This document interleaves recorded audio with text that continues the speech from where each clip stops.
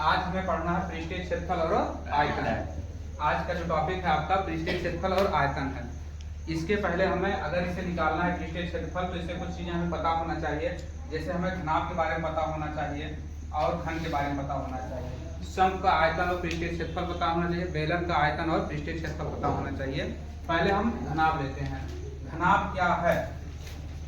घनाभ आपका तीन समांतर समतल पृष्ठों से घिरा हुआ जो आपका आकृति होती है उसे हम घनाभ कहते हैं। तीन समतल पृष्ठों से घिरी हुई ठोस आकृति जो होती है उसे हम घनाभ कहते हैं। इसमें जो है 6 आपके फलक पाए जाते हैं। अभी घनाभ की आकृति है। आप घनाभ में एक लंबाई होती है, एक चौड़ाई होती है और एक ऊंचाई होती है। ये वाली लेंथ को हम लंबाई मान लेते हैं यल, इसे लेंथ यल मान लेते हैं। ये वाली को हम मान लेते हैं ऊंचाई, हाइट है हमारी, एच मान लेते हैं। और इस वाले को हम मान लेते हैं बी, हमारी चौड़ाई है। इन्हीं तीन विमाओं से ही आपका घनाभ का निर्माण हुआ है। लंबाई, चौड़ाई और ऊंचाई से तीन विमाओं से इसमें आपका घनाभ का निर्माण हुआ है। इसमें अगर देखते हैं 6 फलक पाया जाता है। एक फलक यहाँ ऊपर का, एक इस साइड का हो जाता है आपका, एक नीचे का हो जाता है, एक यहाँ हो जाएगा आपका इस साइड में और एक इधर हो जाता है। इसमें 6 फलक पाए जाते हैं और एक इसके पीछे पृष्ठ होता है एक आपका। 6 फलक पाए जाते हैं और 6 फलक से ही आपका निर्मित जो होता है घनाभ बनता है। इसमें अगर देखते हैं तो 8 सिरे पाए जाते हैं। 1 सिरा, 2 सिरा, 3, 4, 5, 6, 7 और 8 सिरे पाए जाते हैं। एक घनाभ में 6 फलक और 8 सिरे पाए जाते हैं। अगर हम देखते हैं तो जो सिरा होता है, अगर देखें फलक का जो देखते हैं, इधर का फलक जितना एरिया होगा उसका एरिया इतने के बराबर होगा, इसका एरिया बराबर होता है। तो घनाभ में घनाभ की लंबाई को हम मापते हैं, लंबाई को यल मापते हैं, चौड़ाई को बी मापते हैं और ऊंचाई को हम मापते हैं एच से मापते हैं। लंबाई को यल से मापते हैं, चौड़ाई को बी से मापते हैं और ऊंचाई को एच से मापते हैं। यदि हम घनाभ का आयतन देखें, घनाभ का आयतन जो होता है, आयतन बराबर अगर देखते हैं तो लंबाई को, चौड़ाई को और ऊंचाई को तीनों को अगर गुणा कर लेते हैं तो हमें घनाभ का आयतन मिलता है।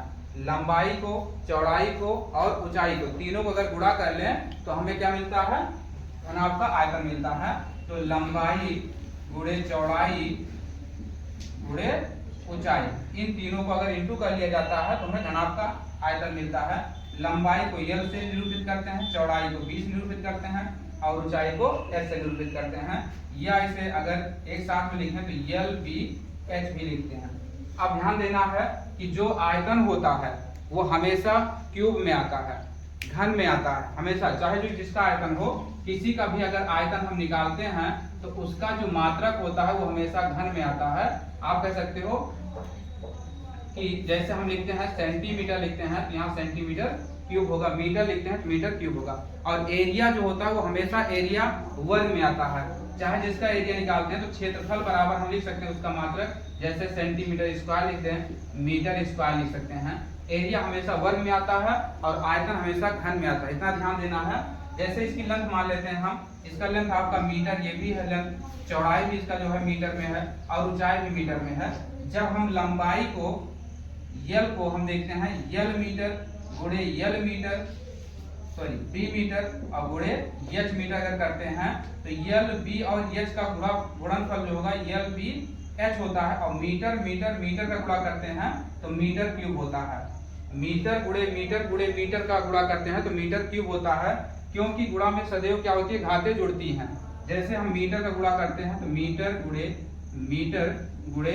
मीटर, इसकी पावर 1 है, इसकी पावर 1 है, इसकी पावर 1 है और इन सबका बेस जो है समान है। जब बेस समान होता है तो घातें जुड़ जाती हैं। जैसे हमने लिखा मीटर, अब इसकी घात यहाँ 1 है, 1, इसकी घात भी 1 है और इसकी घात भी 1 है, ये तीनों जुड़ करके मीटर क्यूब हो जाते हैं। इनका हो जाता है आपका मीटर क्यूब हो जाता है।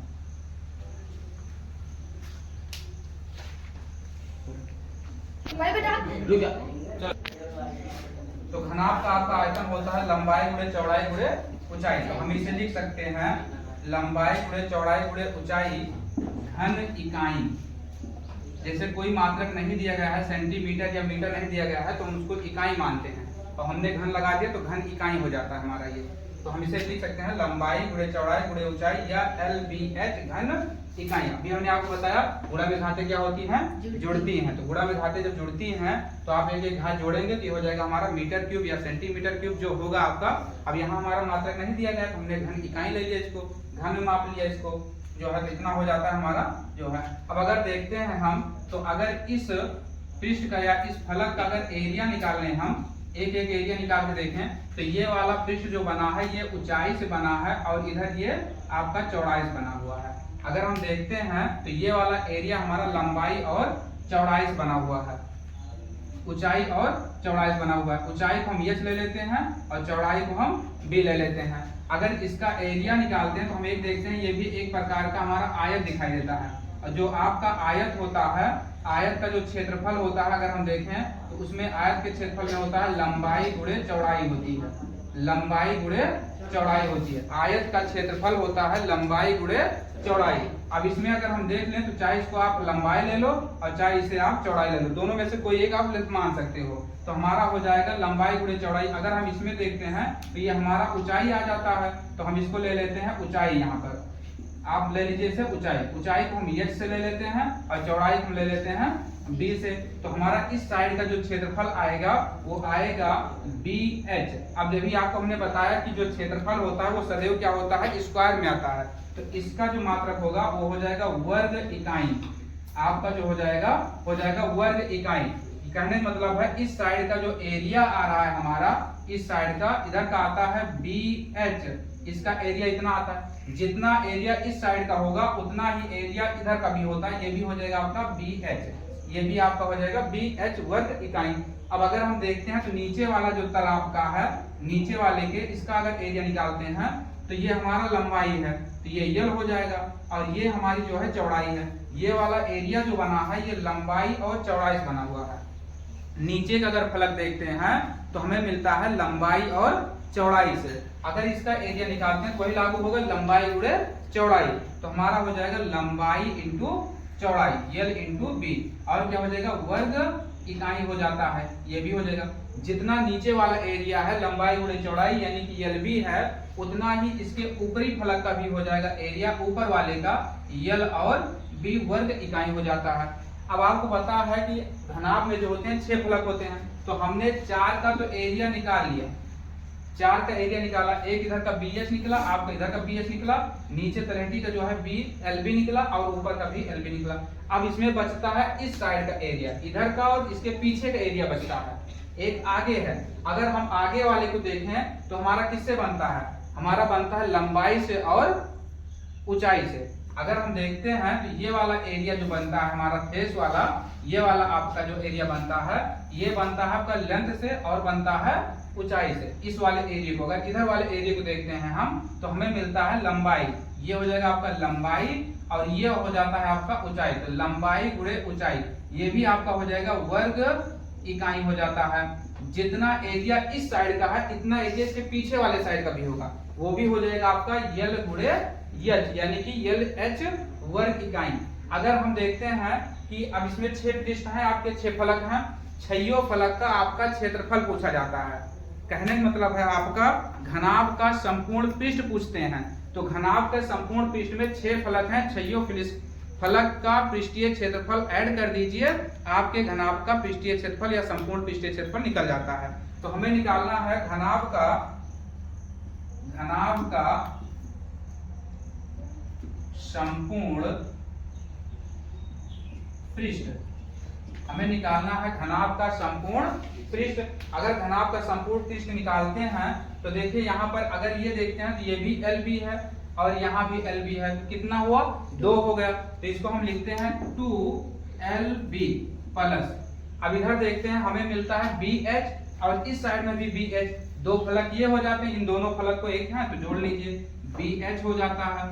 उसके बाद इधर आगे वाले फलक का और इसके पीछे वाले फलक का जो क्षेत्रफल है वो है हमारा 2LH है, इतना हो जाता है। अब सब में वर्ग इकाई, सबका वर्ग इकाई है, आप ब्रैकेट लगा करके पीछे लिख सकते हैं वर्ग इकाई, आप लिख दीजिए वर्ग इकाई।